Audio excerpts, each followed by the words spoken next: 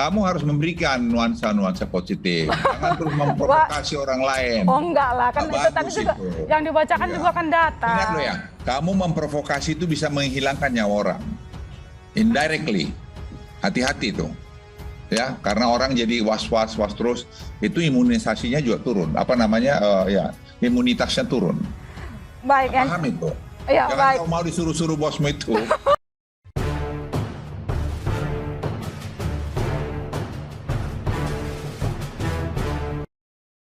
Luhut marahi presenter TV. Kalian provokasi kayak lagi perang dunia 3. Bilang bosmu. Koordinator PPKM Darurat Jawa Bali, Luhut Panjaitan marahi presenter TV lantaran provokasi masyarakat. Tanpa sungkan, Luhut minta presenter TV jangan provokasi lah. Sajikan optimisme, jangan pesimisme ke publik. Luhut gerah juga diundang dalam bincang TV tapi malah sajikan data yang menurutnya provokasi masyarakat. Marahlah Luhut, enggak enak dengar materi awal bincang TV yang dia ikuti. Momen Luhut Panjaitan marahi presenter TV itu terjadi pada bincang bisnis Talk Kompas TV pada Selasa malam 20 Juli 2021. Wawancara Luhut ini beberapa saat usai Presiden Jokowi umumkan perpanjangan PPKM darurat.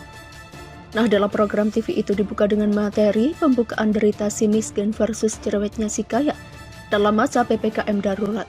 Narasi pembuka menyajikan data-data seputar COVID-19 yang meliputi jumlah testing yang menurun, statistik ratusan dokter dan nakes meninggal. Luhut langsung tegur presenter TV usai salam sapa di awal acara tersebut. Pensiunan Jenderal TNI ini melihat narasi pembuka bisnis talk itu kok provokasi masyarakat sih? Saya usul eloknya pembukaan itu jangan langsung provokatif negatif, enggak elok. Itu nuansa pemberitaan kalian seolah negeri ini mau gimana?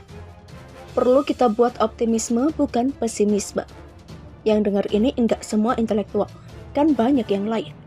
Apa yang Anda sajikan tadi membuat kita banyak orang pesimis. Demikian tegur Luhut ke presenter Kompas TV. Kemudian Luhut menjelaskan beberapa evaluasi penanganan serta proyeksi PPKM darurat yang diperpanjang 5 hari ke depan. Setelah mengulas panjang lebar soal PPKM darurat, Luhut kembali menyinggung lagi narasi provokasi di awal program tersebut. Data yang kalian sajikan kayak kita ini mau perang dunia 3 saja. Demikian katanya. Di akhir bincang tersebut Luhut kemudian merespons soal ucapan presenter TV soal nasionalisme dan optimisme. Luhut dalam ulasannya menekankan optimisme dalam menghadapi COVID-19. Kalau merah putih di dada, kamu mesti beri nuansa positif. Jangan provokasi orang lain, itu enggak bagus. Kamu provokasi bisa hilangkan nyawa orang loh, secara tidak langsung. Awas, hati-hati itu, hindari itu. Orang jadi was-was, terus imunitasnya turun. Pahami itu. Jangan mau kau disuruh bosmu itu. Bilang Pak Luhut ini yang ngomong. Saya serius, sungguh-sungguh. Beberapa waktu lalu host Mata Najwa Shihab pernah kena omel Luhut pula. Musababnya sama. Luhut gerah, Mata Najwa sajikan narasi yang provokatif dalam materi diskusi. Dalam perbincangan Mata Najwa tahun lalu, Luhut mengeluhkan Najwa Shihab memotong penjelasannya soal komitmen pemerintah dalam penanganan COVID-19 dan pilkada kok jalan terus.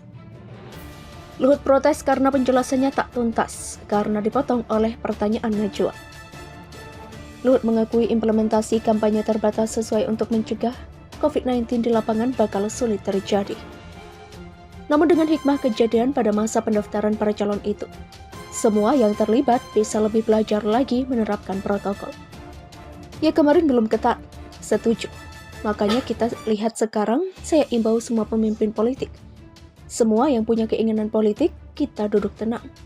Kita punya tanggung jawab sekecilnya apa tanggung jawab itu untuk keamanan Republik ini. Demikian tutur Luhut. Saat menjelaskan kembali tayangan di program Mata Najwa menampilkan rekaman kampanye terbuka di stasiun untuk pendukung pasangan calon bupati dan wakil bupati Kabupaten Pohuwatu, Gorontalo, Saipul Embuinga Suharsi Ingrisa atau SMS, dan pendaftaran calon kepala daerah Surakarta Gibran Rakabuming Raka. Nah, melihat hal itu, Luhut menghentikan pemaparannya dan menegur Najwa. Maaf, ini jangan marah Najwa kayak gini. Ngapain kamu provokasi gambar beginian? Demikian protes Luhut. Najwa pun membela diri. Ini fakta Pak Luhut. Maaf Pak Luhut, saya tidak memprovokasi, saya menunjukkan apa yang terjadi di lapangan. Inilah fakta yang terjadi di lapangan. Saya yakin Pak Luhut juga sudah tahu fakta di lapangan seperti ini. Demikian jelas Najwa. Luhut langsung merespon pembelaan Najwa. Ia tahu, tapi enggak perlu dianukan begini. Kita carilah sekarang topik-topik yang membuat seperti ini. Ini yang membuat kita ini tanpa kita sadari turut membuat kacau. Ini tanggung jawab kita pada kemanusiaan. Demikian jelas Luhut. Direktur Rumah Politik Indonesia Fernando Emas membeberkan, sebaiknya Presiden Joko Widodo mengganti Menteri Komunikasi dan Informatika Johnny G. Plate. Fernando belak-belakan, posisi Menkominfo termasuk yang krusial di tengah pandemi. Sebab ia harusnya menjadi corong pemerintah menyebarkan pemahaman soal kebijakan yang diambil sehingga tidak berkembang hoax. Oleh karena itu, Presiden Jokowi butuh menteri yang lebih mengerti dan berpihak pada kepentingan masyarakat.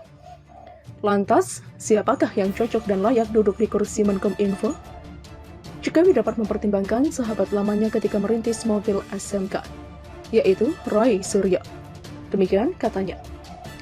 Dalam beberapa waktu terakhir, Roy Suryo memang lebih banyak tampil sebagai pakar telematika. Menurutnya, sosoknya dapat membantu Presiden Jokowi menepis berbagai hoax soal pandemi dan kebijakannya. Kejernihan informasi ini tentu akan jadi satu langkah bagus dalam perang melawan COVID-19.